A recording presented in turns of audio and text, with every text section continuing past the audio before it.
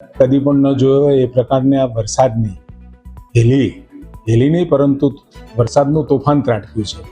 એવા સમયે આરોગ્ય વિભાગ હોય કે R&B વિભાગ છે કે કોર્પોરેશન છે, આ તમામ વિભાગો પોતે પોતાની રીતે કામ કરી રહ્યા છે. છતાં પણ વધારે વરસાદના કારણે પાણી ભરાવાનું અને ક્યાંક પાણી ખૂબ ઝડપથી પસાર થતા હોય એવા રસ્તાઓ પણ તૂટવાનું અને એની સાથે પશુ મૃત્યુ અને ક્યાંક માનવ મૃત્યુ પણ નોંધાયા છે. અહીંયા પણ તમે કહ્યું એ પ્રમાણે એ મને પણ જે માહિતી મળી છે એ પ્રમાણે એક વાલ્મીકી સમાજનું બાળક ત્યાં આગળ ખાડામાં પડી જવાથી અથવા તો આર્ટિફિશિયલ પોન્ડ જેવું શું છે મને ખબર નથી, પરંતુ એમાં ડૂબી જવાથી મૃત્યુ થયું છે. નગરજનોને ને બધાને પણ વિનંતી છે કે આ વખતનો વરસાદ કંઈક જુદી પ્રકારનો છે.